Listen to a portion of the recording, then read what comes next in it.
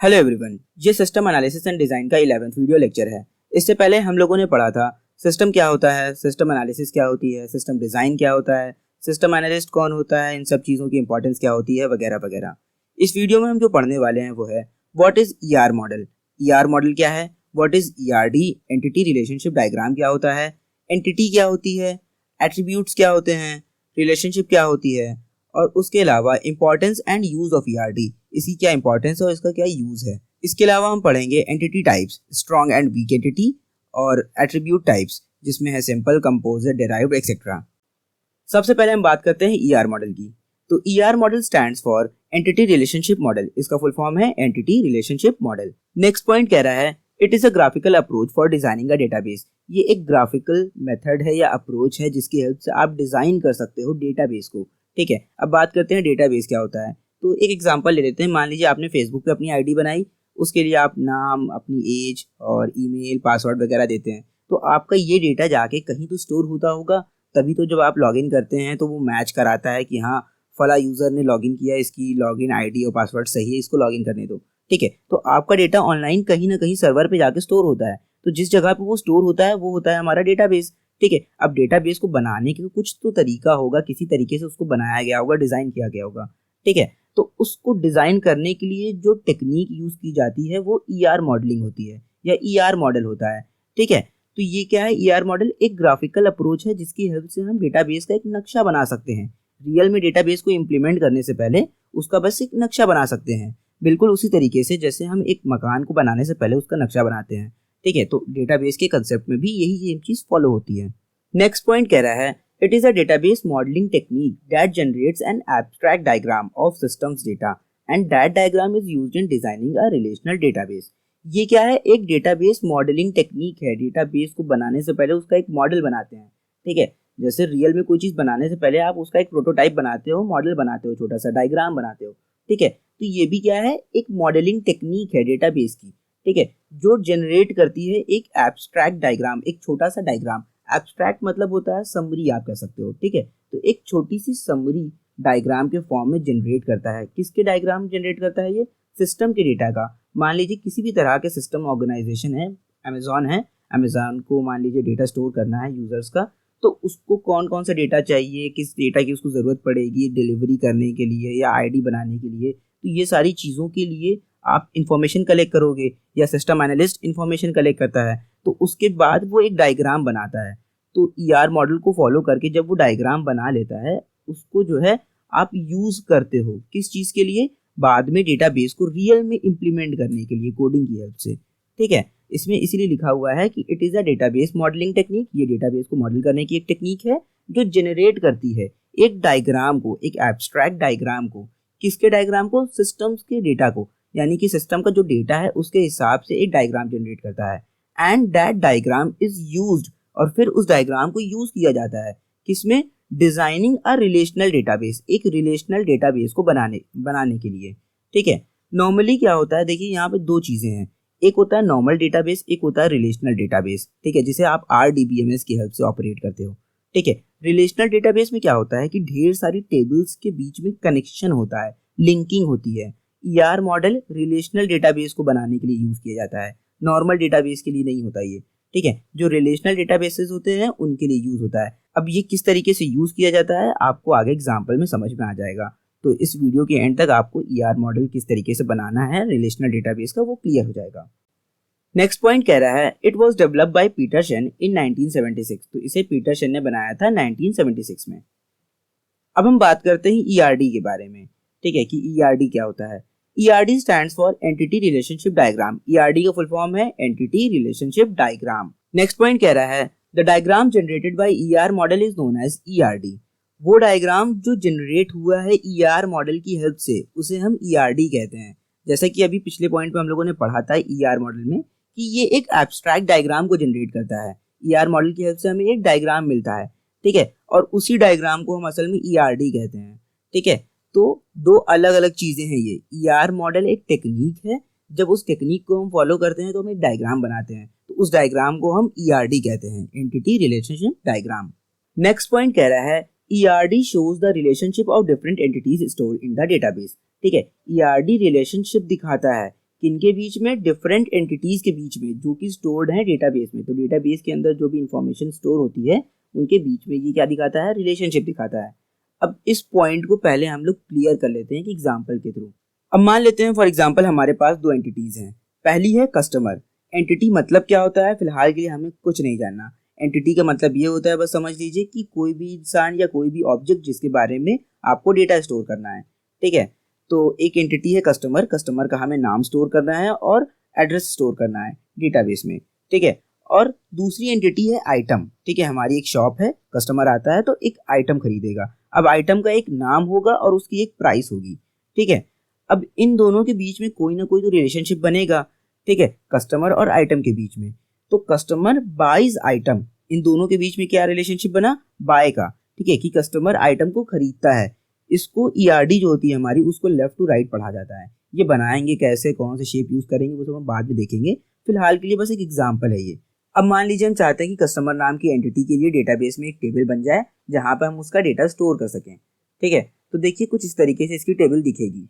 ठीक है, कस्टमर नाम की एंटिटी की एक टेबल, टेबल का नाम क्या है, कस्टमर। ठीक है, ये टेबल का नाम है और जो एड्रेस और नेम दिया हुआ है ये कॉलम्स हैं। ठीक है, जो कस्टमर की जो हमने नाम और एड्रेस स्टोर कराना चाहते थे तो कॉलम नेम वही दे दिया हमने। ठीक है, कॉलम की हेडिंग। अब इसी तरीके से हम मान लेते हैं कि हमें आइटम के लिए भी एक टेबल चाहिए। ठीक है, तो टेबल का नाम हमने दे दिया आइटम और इसके अंदर क्या स्टोर कराना था हमें, नाम और प्राइस। तो दो कॉलम बना दिए हमने, नेम के लिए और प्राइस के लिए। जैसे यहाँ पे कीबोर्ड है 150 का, माउस है 125 का। ठीक है, तो इसमें भी दो एंट्री की है हमने। तो ये टेबल्स बनी कैसे, ठीक है, ऊपर जो दिया हुआ है एक छोटा सा डायग्राम, उसकी हेल्प से देखिए हमने एक टेबल बना दी। ठीक है, तो ये कैसे बनेगा, इसका क्या प्रोसीजर है, क्यों इस तरह के शेप्स को यूज कर रहे हैं, वो अब हम आगे देखेंगे। ठीक है, तो दो तरह की एंटिटीज के बीच में रिलेशनशिप भी कैसे बनाना है ये सब भी हम अभी देखेंगे। ठीक है, तो अब आगे बढ़ते हैं। नेक्स्ट पॉइंट कह रहा है ERD explains the logical structure of the database. ERD explain करता है, क्या एक्सप्लेन करता है, लॉजिकल स्ट्रक्चर डेटाबेस का। ठीक है, नॉर्मली होता क्या है कि जैसे आप कोई प्रॉब्लम को सॉल्व करते हो तो आप कहते हो ना कि यार कोई लॉजिक लगाओ, कैसे ये सॉल्व होगा, दिमाग लगाओ ना। ठीक है, तो इस तरीके से आप बोलते हो। तो लॉजिक लगाना मतलब ये होता है कि डेटाबेस को बनाने के लिए क्या लॉजिक लगाई हमने। ठीक है, वो एक ईआरडी एक्सप्लेन कर देता है। जैसे पीछे का डायग्राम था वो एक्सप्लेन कर रहा था किस तरीके से डेटाबेस की छोटी सी टेबल बन जाएंगी दो ठो। नेक्स्ट पॉइंट है at last an ERD is implemented as a database. आखिर में हम करते ये हैं कि एक अच्छी ईआरडी को डेटाबेस के तौर पे इम्प्लीमेंट कर देते हैं। ठीक है, उसको फॉलो करके एक डेटाबेस बना दिया जाता है बस। नेक्स्ट पॉइंट कह रहा है it help us to analyse data requirement systematically to produce a well design database. ठीक है, एक ईआरडी हमें हेल्प करता है कि हम किस तरह की रिक्वायरमेंट है डेटा की, हमें किस तरह का डेटा हमें स्टोर करना है डेटाबेस में, इन सभी चीज़ों को अच्छे से एनालाइज कर लें। ठीक है, हमें एनालिसिस में हेल्प करता है जिससे हम एक अच्छा वेल मेंटेन या वेल डिजाइन डेटाबेस बना सकें। ठीक है, अब अमेजोन वालों को अगर यही नहीं पता होगा कि यूजर की कौन कौन सी इन्फॉर्मेशन स्टोर करानी है हमें, ठीक है, तो वो ईआरडी नहीं बना पाएंगे और ईआरडी नहीं बना पाएंगे तो डेटाबेस भी नहीं बना पाएंगे। ठीक है, ये बस एक छोटा सा एग्जांपल था। नेक्स्ट पॉइंट कह रहा है it is considered as a best practice to complete ER modelling before implementing the database. ठीक है, एक अच्छी प्रैक्टिस यही होती है कि सबसे पहले आप एक ईआर मॉडल को, एक अच्छे ईआर मॉडल को कंप्लीट कर लो पूरा। ठीक है, जिससे आपको एक अच्छी ईआरडी मिल जाए, जिसके बाद आप डेटाबेस को इम्प्लीमेंट करते वक्त आपको कोई दिक्कत नहीं हो। ठीक है, आपको कुछ सोचना नहीं पड़े, आप डायरेक्टली कोडिंग की हेल्प से डेटाबेस को बना सको। नेक्स्ट पॉइंट कह रहा है ER diagrams are based on 3 basic concept. 3 basic concept पर पूरा ईआर डायग्राम डिपेंडेंट होता है। पहला है एंटिटी, फिर है एट्रीब्यूट्स और तीसरा है रिलेशनशिप। तो सबसे पहले अब हम बात करने वाले हैं एंटिटी की। An entity is a real world object और concept about which you want to store information. ठीक है, एंटिटी क्या है, कोई भी रियल वर्ल्ड ऑब्जेक्ट, कोई भी रियल वर्ल्ड का सामान, चाहे वो मोबाइल हो, कार, पेन, पेंसिल, पेपर, जिसके बारे में आपको इन्फॉर्मेशन स्टोर करनी हो, या कोई कंसेप्ट जिसके बारे में आपको इन्फॉर्मेशन स्टोर करनी है। मान लीजिए कोई कोर्स है, ठीक है, ग्रेजुएशन का, बीटेक, एमटेक, बीसीए, एमसीए, ये सब, इन सभी चीज़ों के बारे में आपको इन्फॉर्मेशन स्टोर करनी है। ठीक है, तो उसे एक एंटिटी कहेंगे आप। ठीक है, an entity can be place, person, object और अ कंसेप्ट एक्सेट्रा। एंटिटी कुछ भी हो सकती है, कोई प्लेस का नाम, कोई पर्सन, कोई ऑब्जेक्ट या कोई कंसेप्ट। ठीक है, मोस्टली होता ये है कि एंटिटी नाउन होती है हमारी। ठीक है, इसको अब एग्जाम्पल से समझ लेते हैं। पहले एग्जाम्पल की बात करते हैं तो पर्सन। पर्सन मान लेते हैं, पर्सन एंटिटी में देखें तो हम स्टूडेंट एक पर्सन है, ये भी एक एंटिटी हो सकती है, इसके बारे में भी हम इंफॉर्मेशन स्टोर कर सकते हैं। एम्प्लॉय है या पेशेंट है, इन सभी के बारे में हम कोई ना कोई इन्फॉर्मेशन स्टोर कर सकते हैं। ठीक है, तो जैसा कि हमने कहा कोई भी चीज़ जिसके बारे में आप इंफॉर्मेशन स्टोर कर सको। प्लेस, कोई बिल्डिंग है जिसके बारे में आपको जो है इंफॉर्मेशन स्टोर करनी है। कोई स्पेसिफिक स्टोर है, ठीक है, चाहे वो जनरल स्टोर हो या किसी तरह की जो है फार्मेसी वगैरह है, ठीक है। कोई ऑब्जेक्ट, कार, बाइक, प्रोडक्ट हो कोई, ठीक है, चाहे वो डेयरी प्रोडक्ट हो, चाहे वो नॉर्मल शॉप से आप जो खरीदते हैं प्रोडक्ट हो, ठीक है। या कोई कंसेप्ट हो गया, कंसेप्ट में हमने एक एग्जांपल दिया है कोर्स, ठीक है, जैसे ग्रेजुएशन का कोई कोर्स है, बीटेक, एमटेक या कोई एक्स्ट्रा कोई कोर्स आया हो, ठीक। It is represented using rectangle shape. अब इसको रेक्टेंगल शेप में दिखाया जाता है, जैसे कि स्टूडेंट, कार, कोर्स, स्टोर, इस तरीके से बिल्कुल इस शेप के अंदर एक एंटिटी को आप डिस्प्ले करते हो या दिखाते हो, दर्शाते हो। अब हम बात करेंगे एट्रीब्यूट्स के बारे में। An attribute are the properties और characteristics of an entity. Attributes क्या होते हैं?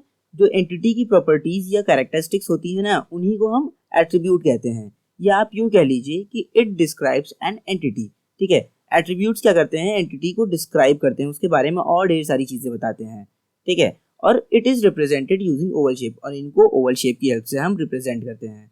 अब मान लेते हैं फॉर एग्जांपल हमारे पास एक एंटिटी है, उसका नाम है स्टूडेंट, ठीक है। अब स्टूडेंट का एक नाम होगा, एक एड्रेस होगा, उसका कोई रोल नंबर होगा, ठीक है। तो ये नाम, एड्रेस, रोल नंबर क्या है? उसके एट्रीब्यूट्स हैं, क्योंकि ये उसको और डिस्क्राइब कर रहे हैं। यार क्लास में स्टूडेंट तो बहुत ढेर सारे हो सकते हैं ना, लेकिन स्टूडेंट की पहचान या तो उसके नाम से होगी, या तो उसको आप यूनिक रोल नंबर दे सकते हो कोई, ठीक है, और वो कहीं ना कहीं रहता है, ठीक है। तो इस तरीके से स्टूडेंट के बारे में हमने क्या किया, और ढेर सारी इंफॉर्मेशन कलेक्ट कर ली, ठीक है। तो ये जो ओवल शेप में जो चीज़ें लिखी हैं, नाम, एड्रेस, रोल नंबर या मोबाइल नंबर होता है, यहाँ पे डेट ऑफ बर्थ होती, एज होता, तो ये सारी चीज़ें क्या कर रही है? उस स्टूडेंट के बारे में और सारी चीज़ें डिस्क्राइब कर रही है, उसकी और प्रॉपर्टीज बता रही हैं, कैरेक्टरिस्टिक्स बता रहे हैं उसके, ठीक है। तो एट्रीब्यूट्स यही होते हैं। नेक्स्ट एग्जांपल देख लेते हैं, कोर्स, ठीक है। एक एंटिटी है कोर्स, ठीक है। तो कोर्स का कोई नाम भी होगा, हो सकता है आप बीसीए कर रहे हो, एमसीए कर रहे हो, बीटेक, एमटेक, कुछ भी कर सकते हो, ठीक है। कोर्स का कोई ड्यूरेशन होता है, वो 3 साल का है, 4 साल का है, मान लीजिए कोई शॉर्ट टर्म कोर्स हो, ठीक है। और कई बार ऐसा भी होता है कि जब आप कहीं इंस्टीट्यूट में जाओ तो कोर्स की एक आईडी होती है कि फला कोर्स है बीसीए, इसकी आईडी ये है, ठीक है। तो कोर्स की आईडी के बिहाफ पे आपको जो है दिया जाता है, अलॉट किया जाता है कोर्स, ठीक है। जैसे आपका यूनिक रोल नंबर होता है, वैसे कोर्स के भी एक आईडी होती है, ठीक। तो ये सारी चीज़ें क्या कर रही हैं? कोर्स के बारे में और ढेर सारी डिटेल हमें बता रही हैं, कोर्स को और डिस्क्राइब कर रही हैं, उसके बारे में डिटेल में बता रही हैं, ठीक है। तो ये एट्रीब्यूट्स हो गए कोर्स के। अब हम एक फाइनल एग्जांपल देखते हैं ईआरडी का, ठीक है। ये दो स्टूडेंट और कोर्स के बीच में एक ईआरडी हम बनाएंगे। तो स्टूडेंट का हमें नाम, एड्रेस और रोल नंबर स्टोर कराना है, और कोर्स का भी हमें नाम, ड्यूरेशन और कोर्स आईडी हमें स्टोर करानी है, ठीक है। तो डेटाबेस में अगर हम देखें तो स्टूडेंट की टेबल कुछ इस तरीके से बनेगी। स्टूडेंट एंटिटी है, उसकी एक टेबल बन गई जिसका नाम है स्टूडेंट, ठीक है। टेबल का नाम स्टूडेंट है, और ये जो नेम, एड्रेस, रोल नंबर वाले 3 कॉलम बन गए हैं। यानी कि यहाँ पे आप एक चीज़ अगर ध्यान दें तो स्टूडेंट जो एंटिटी है वो टेबल का नाम होता है असल में, ठीक है। एंटिटी का नाम क्या होता है? असल में टेबल का नाम बन जाता है, और जो एट्रीब्यूट्स होते हैं वो कॉलम बन जाते हैं। तो टेबल की जो कॉलम होती है असल में वो आपकी क्या होते हैं? एट्रीब्यूट्स होते हैं, ठीक है। ईआरडी की जो एट्रीब्यूट्स होते हैं, जिसे आप एट्रीब्यूट्स कहते हो, वो टेबल की कॉलम्स होते हैं, और जो टेबल का नाम होता है वो होता है एंटिटी का नाम, ठीक है। उसी तरीके से अगर आप कोर्स की बात करो तो कोर्स नाम की जो टेबल बन रही है, तो एंटिटी का नाम क्या है? कोर्स, और टेबल का नाम भी क्या है? कोर्स है, ठीक है। और इसकी 3 एट्रीब्यूट्स थे, नाम, ड्यूरेशन और कोर्स आईडी, ठीक है। तो नाम एक टेबल के अंदर कॉलम है, ठीक है, नेम एक कॉलम है, ड्यूरेशन एक कॉलम है, कोर्स आईडी एक कॉलम है। तो 3 कॉलम्स की एक टेबल बन गई, ठीक है। 3 एट्रीब्यूट्स को मिलाकर हमने एक टेबल बना दी कोर्स की, ठीक है। तो असल में होता ये है कि जो एंटिटी होती है वो टेबल का नाम होता है, और जो एट्रीब्यूट्स होते हैं वो कॉलम नेम्स होते हैं। आई होप यहाँ तक चीज़ें आपको क्लियर होगी। इन केस आपको कोई डाउट है तो आप कमेंट बॉक्स पे कमेंट कर सकते हो। Relationship, it specifies how entities are associated with each other, ठीक है। ये हमें बताता है कि दो एंटिटीज या दो से ज़्यादा एंटिटीज किस तरीके से आपस में एक दूसरे के साथ कनेक्टेड हैं, ठीक है। It is represented using diamond shape, और इसको रिप्रेजेंट करते हैं हम डायमंड शेप में, ठीक है। फॉर एग्जाम्पल स्टूडेंट एक एंटिटी है जिसका नाम, एड्रेस, रोल नंबर स्टोर कर रहे हैं। कोर्स एक एंटिटी है जिसका नाम, ड्यूरेशन और कोर्स आईडी स्टोर कर रहे हैं। इनके बीच में जो रिलेशनशिप है वो है एनरोल का, कि स्टूडेंट एनरोल करता है किसमें? कोर्स में, ठीक है। जैसे कि हमने कहा था डीएफडी को लेफ्ट टू राइट पढ़ते हैं या तो टॉप टू बॉटम पढ़ेंगे, ठीक है, उल्टा नहीं पढ़ सकते इसको हम। राइट टू लेफ्ट नहीं जा सकते हैं, हम बॉटम टू टॉप नहीं जा सकते हैं। अब हम इस ERD को फर्दर आगे कंटिन्यू करते हैं।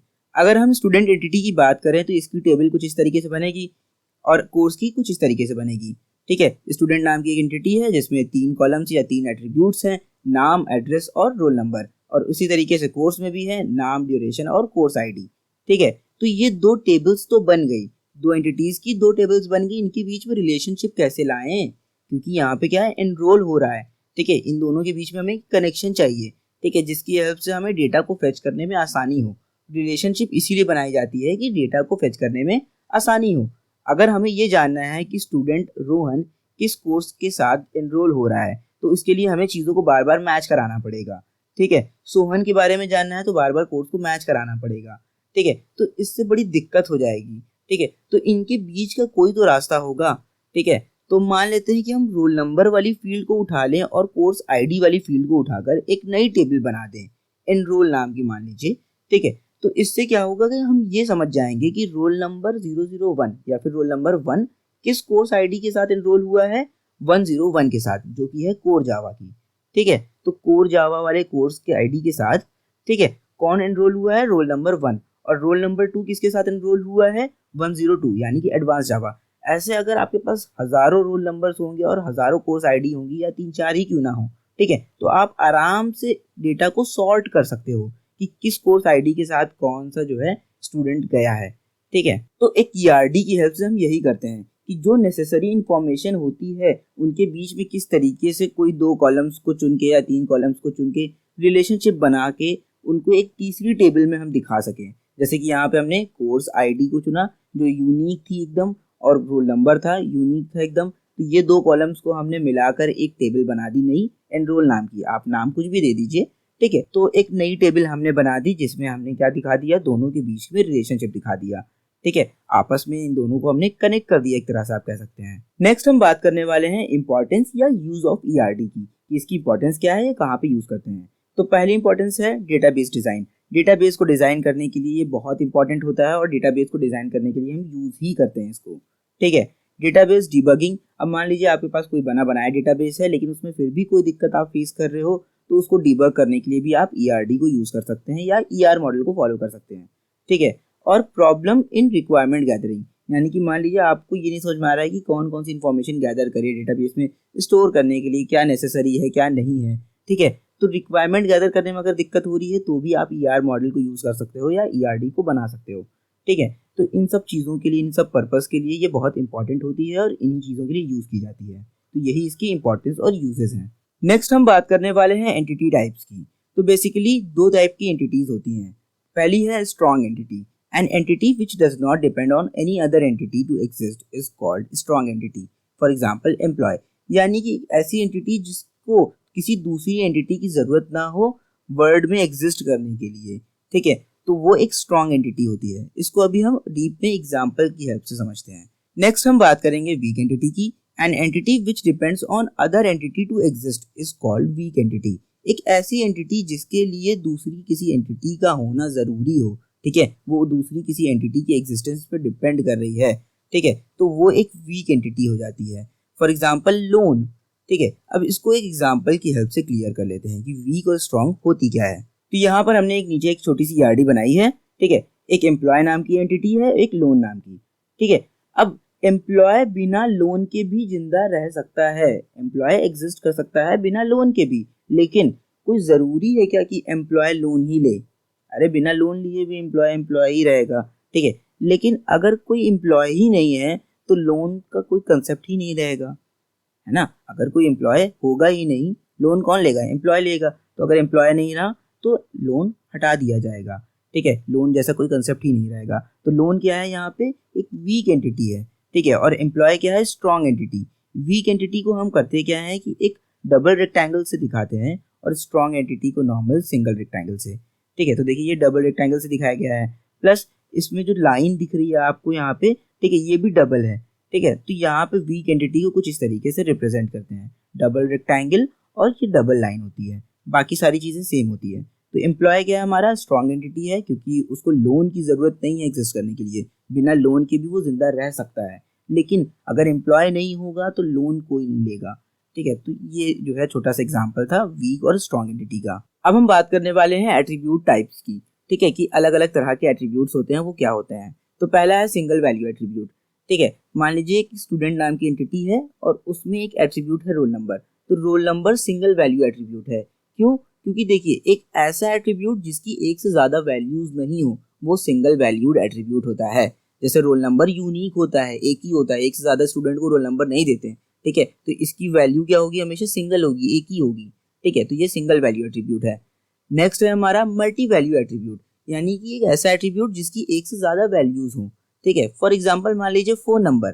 ठीक है, स्टूडेंट के कई फोन नंबर हो सकते हैं, एक भी हो सकता है, दो भी हो सकता है। ठीक है, तो इसको डबल ओवल के साथ रिप्रेजेंट किया जाता है। ठीक है, थर्ड है सिंपल एट्रीब्यूट। ठीक है, सिंपल एट्रीब्यूट ऐसा एट्रीब्यूट होता है जिसकी वैल्यू को आप फर्दर डिवाइड नहीं कर सकते और तोड़ नहीं सकते। जैसे कि जेंडर हमने अगर आपको बता दिया मेल या फीमेल, तो क्या इस फीमेल या मेल को आप फर्दर डिवाइड कर सकते हो? नहीं कर सकते हो, इसको क्या डिवाइड करोगे। ठीक है, अब इसके आगे वाले को देखकर इसको क्लियर कर लेंगे। Composite attribute. ठीक है, कंपोजिट एट्रीब्यूट ऐसा एट्रीब्यूट होता है जिसको आप फर्दर डिवाइड कर सकते हो। फॉर एग्जाम्पल नेम को आप दो चीजों में तोड़ सकते हो। पहला है फर्स्ट नेम, दूसरा है लास्ट नेम, या आप मिडिल नेम भी रख सकते हो। ठीक है, तो एक ऐसा एट्रीब्यूट जो फर्दर डिवाइड हो रहा हो वो होता है कंपोजिट एट्रीब्यूट। ठीक है, सिंपल एट्रीब्यूट ऐसे एट्रीब्यूट होते हैं जिनको आप डिवाइड नहीं कर सकते हो, जैसे कि जेंडर। ठीक है, जेंडर को आप कहाँ तोड़ोगे, किन चीजों में। नेक्स्ट है हमारा डिराइव्ड एट्रीब्यूट। डिराइव्ड एट्रीब्यूट ऐसे एट्रीब्यूट्स होते हैं जो किसी और एट्रीब्यूट से डिराइव किए गए हों, मिले हों, हमें पाए जाएं।